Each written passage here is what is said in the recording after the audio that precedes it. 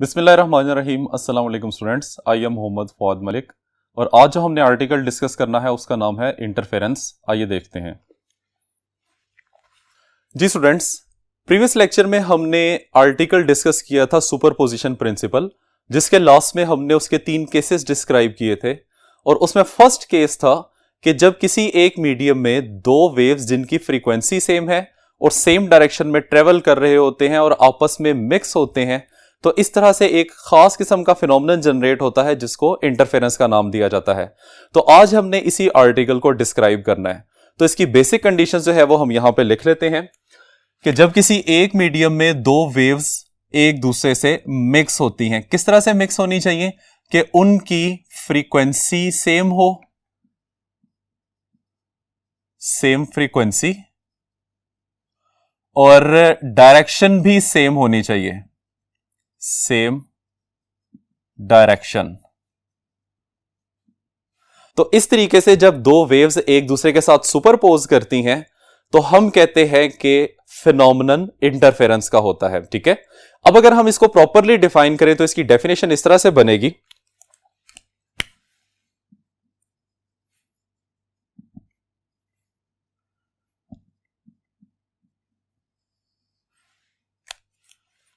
कहता है कि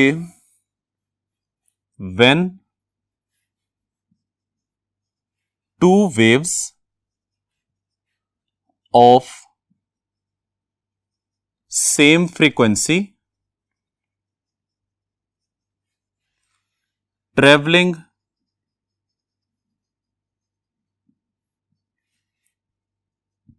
in the same direction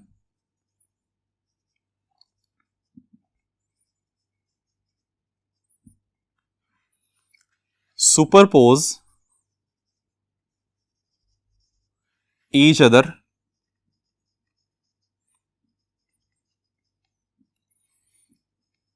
then at some points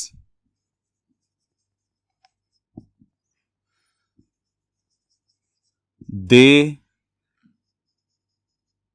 reinforce each other's effect and at some points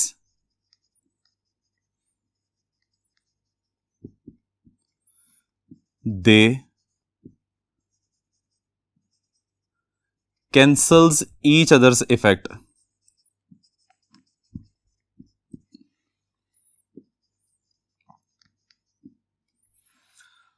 The phenomenon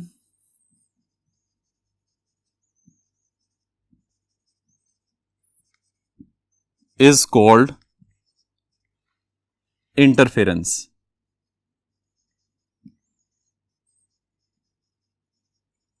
ठीक है students, 2 waves जिनकी frequency same है, same medium में सेम डायरेक्शन में वो एक दूसरे के साथ मिक्सअप होती हैं, तो किसी जगह पे वो एक दूसरे के इफेक्ट को बढ़ा देती हैं। ठीक है, रेनफोर्स करना मीन एक दूसरे को सपोर्ट करना, एक दूसरे के इफेक्ट को इंक्रीज कर देना, और एट सम पॉइंट्स वो एक दूसरे के इफेक्ट को कैंसल कर देती हैं।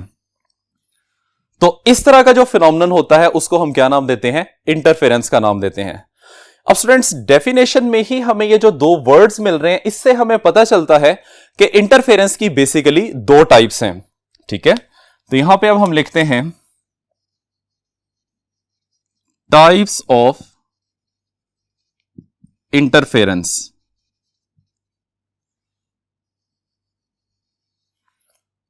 जी, जब ये दोनों वेव्स एक दूसरे के इफेक्ट को बढ़ाएंगी तो इस तरह के इंटरफेरेंस को हम नाम देते हैं कंस्ट्रक्टिव इंटरफेरेंस, और जब ये एक दूसरे के इफेक्ट को कैंसल करेंगी तो इस तरह के इंटरफेरेंस को हम नाम देते हैं डिस्ट्रक्टिव इंटरफेरेंस। ठीक है जी स्टूडेंट्स, ये है हमारे पास वो एक्सपेरिमेंटल अरेंजमेंट जिसमें हमारे पास एक ऑडियो जनरेटर है जो कि साउंड को प्रोड्यूस करेगा, उसको हम सप्लाई कर देते हैं पावर एम्पलीफायर में, जो कि ऑडियो जनरेटर से हासिल होने वाले सिग्नल को एम्पलीफाई करेगा और एम्पलीफाई करने के बाद उसका सिग्नल ट्रांसफर कर दिया जाएगा to the two sources of sound, जिसको हमने यहां S1 और S2 से रिप्रेजेंट किया हुआ है। अब स्टूडेंट्स, हमें यह बात पता है कि साउंड वेव्स लॉन्गिट्यूडनल वेव्स होती हैं जिसमें अल्टरनेट कंप्रेशन और रेयरफैक्शंस होते हैं। यहां पे प्रोसेस को हम समझने के लिए कंप्रेशन को क्रस्ट की तरह और रेयरफैक्शन को ट्रफ की तरह कंसीडर करेंगे। ठीक है, इसको हम यहां लिख लेते हैं कि ब्लू लाइन जो हमें नजर आ रही है दैट इज रिप्रेजेंटिंग क्रस्ट, और जो आपको रेड लाइन नजर आ रही है this is representing trough. Basically दोनों सोर्सेज ऑफ साउंड S1 और S2 कंप्रेशनल वेव्स ही जनरेट कर रहे हैं या लॉन्गिट्यूडनल वेव्स ही जनरेट कर रहे हैं। ठीक है, लेकिन यहां प्रोसेस को आसानी से समझने के लिए हम इसको क्रस्ट और ट्रफ की फॉर्म में सपोज कर लेते हैं। एक बात और स्टूडेंट्स आप लोगों ने यहां पे याद रखनी है कि जो साउंड हम जनरेट कर रहे हैं वो हार्मोनिक साउंड है और उसकी फ्रीक्वेंसी कांस्टेंट है। इसमें अब हम वेवलेंथ्स जो के सोर्सेज प्रोड्यूस कर रहे हैं उसको नाम देते हैं। तो सबसे पहले देखें, ब्लू वाली लाइन को हमने नाम दिया है दिस इज क्रस्ट, जहां पे एक वेवलेंथ कंप्लीट हो जाएगी तो इसको मैं नाम दे देता हूं लैम्डा। फिर क्रस्ट से क्रस्ट तक का डिस्टेंस जो है वो एन अदर वेवलेंथ बन जाती है, तो ये बन जाएगी 2 टाइम्स ऑफ लैम्डा। फिर नेक्स्ट आ जाएगा 3 times of lambda, 4 lambda, 5 lambda and then 6 lambda. ठीक है, इसी तरीके से अगर हम दो कंसेक्टिव क्रस्ट के दरमियान की बात करें तो वो ट्रफ है, और वेवलेंथ की फॉर्म में हम उसे डिस्क्राइब करेंगे। तो ये जो फर्स्ट रेड सर्कल आपको कर्व आपको नजर आ रही है इसको हम रिप्रेजेंट करेंगे लैम्डा बाय 2। सेकेंड वाली जो है इसको हम लिख सकते हैं 3 लैम्डा बाय 2। ठीक है, क्योंकि 1 और 2 के दरमियान में 1.5 होता है और 1.5 को 3/2 लिखा जाता है। इसी तरीके से 2 और 3 के दरमियान में 2.5 आएगा और 2.5 को हम लिखते हैं 5 लैम्डा बाय 2। इसी तरीके से यह आ जाएगा 7 लैम्डा बाय 2, फिर आ जाएगा 9 lambda by 2 and then 11 lambda by 2। बिल्कुल इसी तरीके से सोर्स S2 से प्रोड्यूस होने वाली वेव्स को भी हम नाम दे लेते हैं, जिसमें ये फर्स्ट ब्लू लाइन क्या बन जाएगी lambda, this is 2 lambda, this is 3 lambda, 4 lambda, 5 lambda and then 6 lambda. और इसके दरमियान जो ट्रफ की वैल्यूज आ रही हैं उसमें से सबसे पहली वाली क्या बन जाएगी लैम्डा बाय 2, या जिसको हम 1 लैम्डा बाय 2 भी कह सकते हैं। 1 के बाद क्या आ रहा है 3 लैम्डा बाय 2, 3 के बाद 5 lambda by 2, then 7 lambda by 2, फिर आ जाएगा 9 lambda by 2 and 11 lambda by 2। ठीक है, अब स्टूडेंट्स ये जो हमने एक्सपेरिमेंटल अरेंजमेंट यहां पे यूज किया हुआ है इनको हम लिख लेते हैं। तो इसके लिए वो कहता है कि 2 सोर्सेज ऑफ साउंड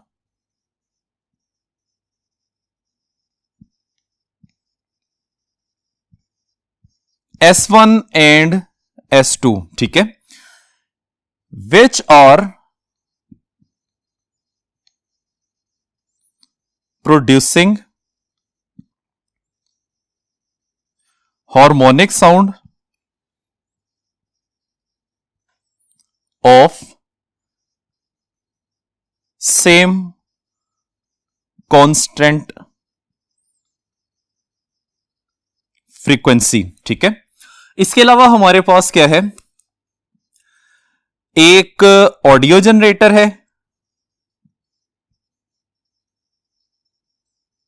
जो कि साउंड प्रोड्यूस कर रहे हैं, फिर हमारे पास है power amplifier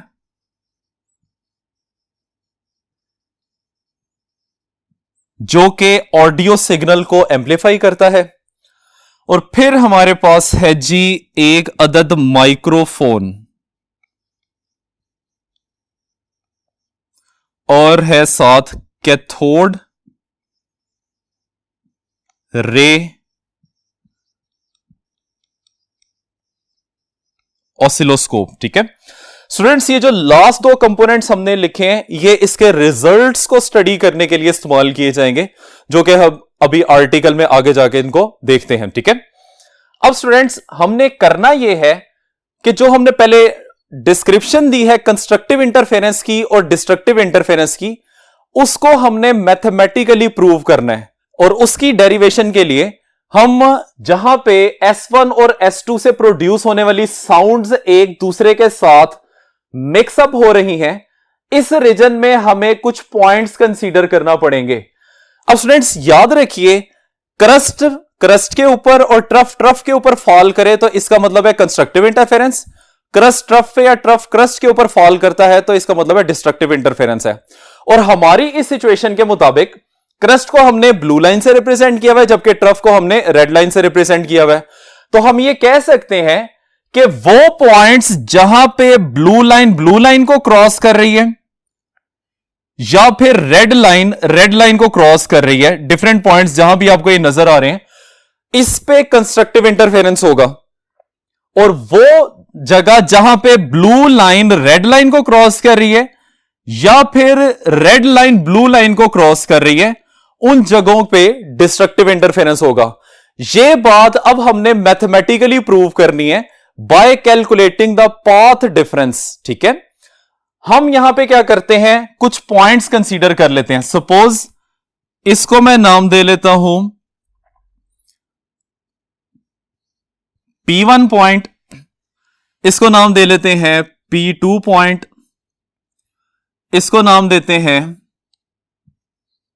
P3, this point suppose this is P4 और इस पॉइंट को हम नाम दे लेते हैं P5 का। ठीक है, अब स्टूडेंट्स हमने करना यह है कि इन पॉइंट्स पे पाथ डिफरेंस की वैल्यू फाइंड करनी है। मतलब क्या है कि S2 की कौन सी वेव और S1 की कौन सी वेव के इंटरसेक्शन की वजह से या इनके सुपरपोजिशन की वजह से यह पॉइंट जनरेट होता है। ठीक है, तो दोनों वेव्स के दरमियान जो डिफरेंस आ रहा होगा उसको हम क्या नाम देते हैं, पाथ डिफरेंस का नाम देते हैं। तो पहले हम कंस्ट्रक्टिव इंटरफेरेंस के लिए इसे डिस्क्राइब करते हैं।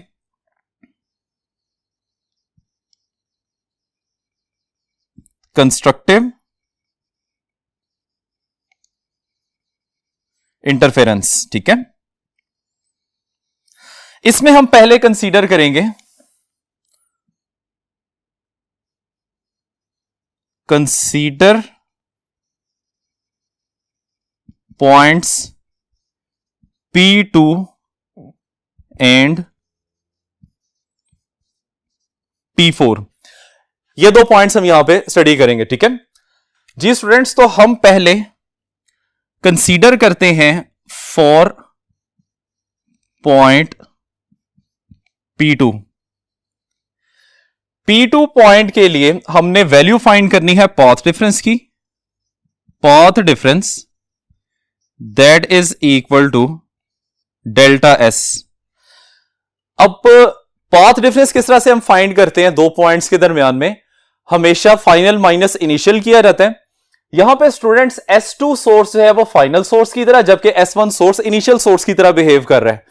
तो हमने P2 पॉइंट के लिए देखना है कि P2 पॉइंट सोर्स S2 की कौन सी वेवलेंथ बना रही है, दैट इज 11 लैम्डा बाय 2।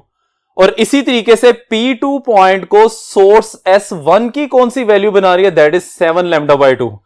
तो ये जो दो पॉइंट्स आपको मिल गए हैं, आपने S2 के पॉइंट में से S1 के पॉइंट की वैल्यू को माइनस कर देना है। तो इसको हम लिखेंगे यहां पे that is S2P2 minus S1P2। ठीक है, अब देखें आगे, ये बन जाएगा path difference delta S which is equal to, हम वैल्यूज डिस्क्राइब करके आए हैं, P1 पॉइंट जो कि सोर्स S2 से बन रहा है दैट इज 11 लैम्डा बाय 2, और उसमें से हम वैल्यू को माइनस कर देते हैं, कौन सी कि S1 से P2 पॉइंट किस वैल्यू से बन रहा है, दैट इज 7 लैम्डा बाय 2। अब इन दोनों को सब्ट्रैक्ट कर लेते हैं तो आंसर किसके इक्वल आ जाएगा, ये वैल्यू सिंप्लीफाई करेंगे तो आंसर आ जाएगा 2 लैम्डा के। ठीक है, तो ये हमारे पास फर्स्ट पार्ट डिफरेंस की वैल्यू आ जाएगी। इसके बाद हमने P4 पॉइंट को कंसीडर करना है, तो लिखते हैं यहां पे for point P4। P4 point के लिए once again path difference find करेंगे, that is delta S which is equal to S2 P4 minus S1 P4। ठीक है, तो अब स्टूडेंट्स जरा दोबारा डायग्राम में देखें, यहां पे this is the point P4। ठीक है, सोर्स 2 की कौन सी वेवलेंथ P4 पॉइंट बना रही है? So this is 3 lambda. और P4 पॉइंट सोर्स S1 की कौन सी वेवलेंथ बना रही है? So this is 6 lambda. ठीक है, ये दोनों वैल्यूज जो है वो हमने यहां पे अब प्लेस करनी है। आइए देखते हैं। तो S2 P4 में वैल्यू आ जाएगी 3 लैम्डा, जबकि S1 P4 में वैल्यू आ जाएगी 6 लैम्डा। दोनों को हम सिंप्लीफाई कर लेते हैं और आंसर हमारे पास आ जाएगा that is equal to -3 lambda. ठीक है, ये हमारे पास दूसरी वैल्यू आ गई। अब अगर हम इसको जनरलाइज फॉर्म में लिखना चाहते हैं तो ये बन जाएगा इन जनरल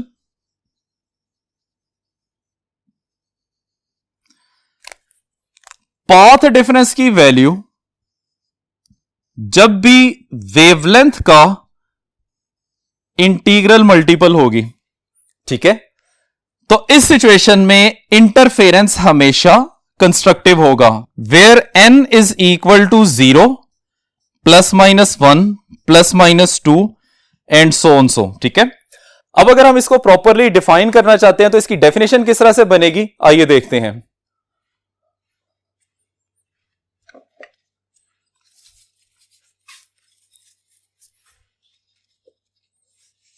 जी स्टूडेंट्स, अब हम कंस्ट्रक्टिव इंटरफेरेंस की डेफिनेशन लिखते हैं।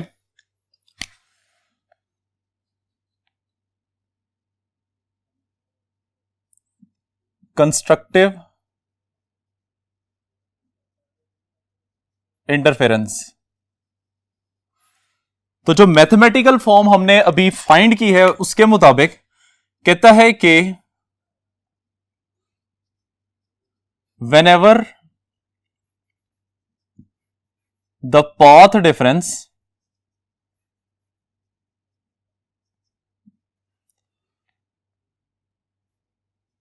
between two waves is an integral multiple of wavelength, the displacement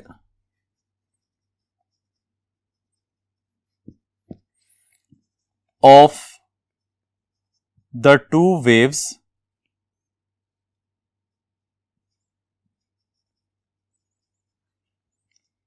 are added up.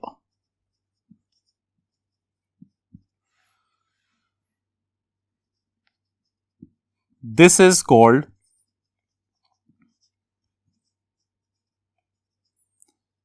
constructive interference। ठीक है, और मैथमेटिकली हम इसे डिस्क्राइब कर सकते हैं delta S that is equal to n times of lambda.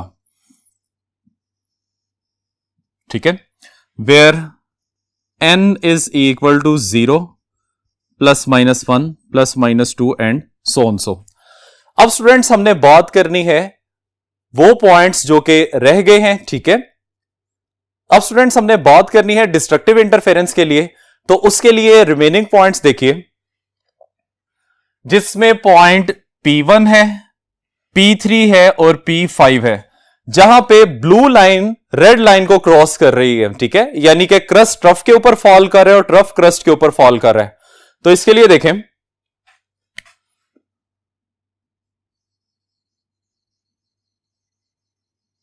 Destructive interference.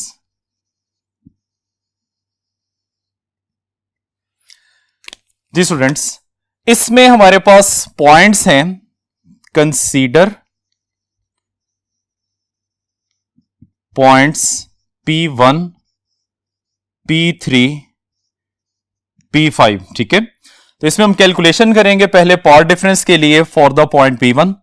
तो इसको हम लिखते हैं for point P1। Path difference की वैल्यू किसके इक्वल आ जाएगी? Delta S, which is equal to source 2 की वजह से P1 point minus source S1 की वजह से P1 पॉइंट। अब स्टूडेंट्स जरा डायग्राम में हम दोबारा देखते हैं कि S2 की वजह से P1 पॉइंट किस वेवलेंथ से बनता है और S1 की वजह से किस वेवलेंथ से P1 पॉइंट बनता है, ठीक है। Students, this is the point P1। पहले हमने सोर्स S2 के लिहाज से देखना है, तो ये वेवलेंथ बन रही है 6 लैम्डा। अब हमने S1 के लिहाज से देखना है, तो ये वेवलेंथ बन जाएगी 11 लैम्डा बाय 2, ठीक है।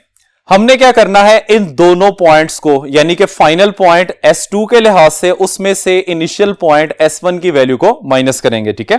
तो ये यहां पे बन जाएगा, this is 6 lambda minus 11 lambda by 2।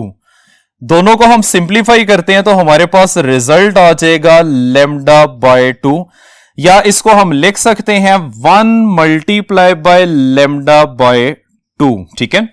ये हमारे पास आ जाएगा फर्स्ट पॉइंट। जी स्टूडेंट्स, अब हम पॉइंट P3 को कैलकुलेट करते हैं। इसके लिए हम लिखेंगे for point P3 path difference की वैल्यू आ जाएगी delta S, which is equal to source 2 की वजह से P3 पॉइंट किस वेवलेंथ से बनता है, माइनस सोर्स S1 की वजह से P3 पॉइंट कौन सी वेवलेंथ से बनता है, ठीक है। अब स्टूडेंट्स, ये P3 पॉइंट हम डायग्राम से देखते हैं। So this is the point P3 जो कि सोर्स S2 की वेवलेंथ 5 लैम्डा से बन रहा है, जबकि P3 पॉइंट सोर्स S1 की वेवलेंथ 9 लैम्डा 2 से बन रहा है। तो यहां पे हम लिख देते हैं इसको, that is 5 lambda minus 9 lambda by 2, ठीक है। तो इसकी वैल्यू आ जाएगी, इसको आप सिंप्लीफाई करेंगे, आंसर इसका बन जाएगा लैम्डा बाय 2, जिसको हम वंस अगेन 1 लैम्डा बाय 2 लिख सकते हैं, ठीक है। अब इसी तरीके से हम बात करते हैं for the point P5। For point P5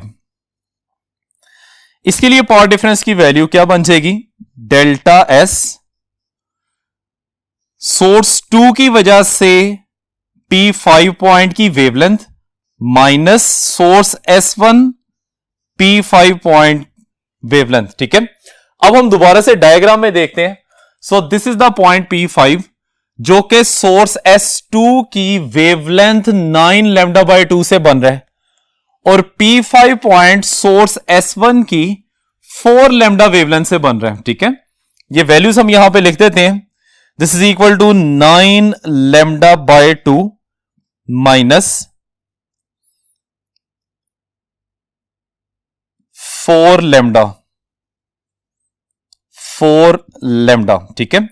अब यहां से पाथ डिफरेंस की वैल्यू वंस अगेन किसके इक्वल आ जाएगी, that is equal to lambda by 2, ठीक है। अब इन तमाम केसेस के अंदर हमारे पास रिजल्ट लैम्डा बाय 2 आ रहा है, ठीक है। हम क्या करते हैं कि एक जनरल फॉर्मूला इसका डिस्क्राइब करते हैं, जिसमें पाथ डिफरेंस की वैल्यू को लिखा जा सकता है delta S, which is equal to 2n plus 1 into lambda by 2, where n की वैल्यू किसके इक्वल है, that is equal to 0 plus minus 1 plus minus 2 and so on so. हमने यहां पे जो पॉइंट्स कंसीडर किए हैं उसके मुताबिक रिजल्ट्स कुछ इसी तरीके से बन रहे हैं, लेकिन अगर आप यहां पे डिफरेंट प्लेसेस के ऊपर पॉइंट्स कंसीडर करेंगे तो कभी लैम्डा बाय 2 का मल्टीपल 1 बन रहा होगा, कभी वो 3 बन रहा होगा, कभी वो 5 बन रहा होगा, या 7 या 9। यानी जनरली हम कह सकते हैं कि it is always an odd integral multiple of lambda by 2। हमारे पास जो सिचुएशन है उसमें तमाम केसेस के अंदर ये वैल्यू 1 लैम्डा बाय 2 आ गई है, ठीक है। तो ये जो पॉइंट्स आपने कंसीडर करने होते हैं ये आपकी अपनी मर्जी है कि आपने किस जगह पे कंसीडर करने हैं, ठीक है। कुछ पॉइंट्स हम वो कंसीडर कर लेते हैं जो कि कंस्ट्रक्टिव इंटरफेरेंस को शो कर रहे हो, और कुछ पॉइंट्स हम वो कंसीडर कर लेते हैं जो कि डिस्ट्रक्टिव इंटरफेरेंस को शो कर रहे हो। तो स्टूडेंट्स यहां से अब हम इसकी डेफिनेशन लिखेंगे डिस्ट्रक्टिव इंटरफेरेंस के लिए। तो डेफिनेशन इसकी क्या बन जाएगी, कहता है कि whenever path difference between two waves is odd integral multiple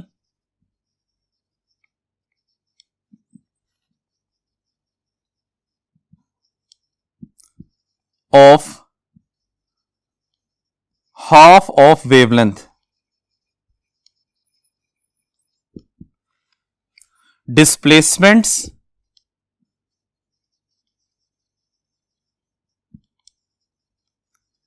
cancels each other. This is called destructive interference.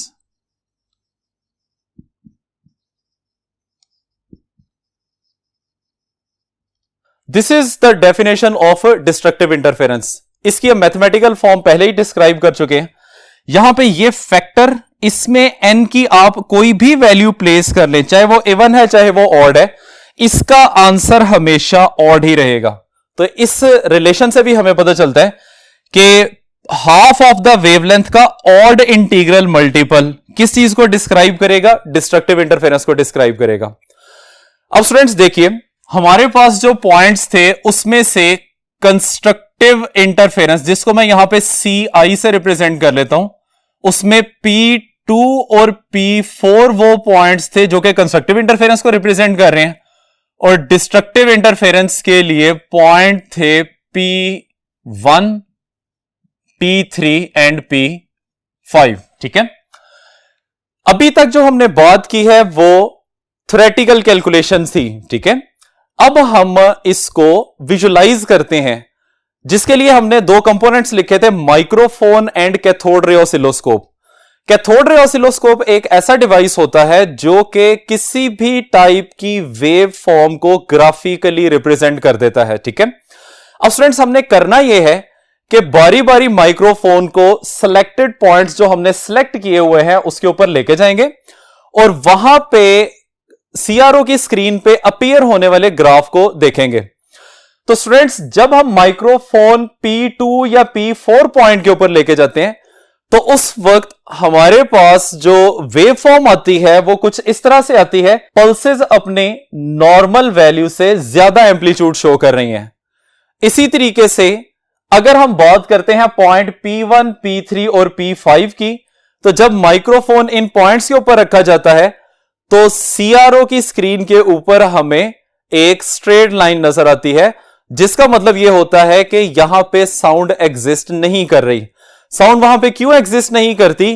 क्योंकि वहां पे कंप्रेशन और रेयरफैक्शंस एक दूसरे के ऊपर फॉल करते हैं और रिजल्टेंट साउंड जो है वो क्या हो जाती है, 0 के इक्वल आ जाती है। तो स्टूडेंट्स ये है हमारा आज का आर्टिकल। उम्मीद करते हैं कि आपको समझ आ गया होगा। इजाजत चाहते हैं, अल्लाह हाफिज।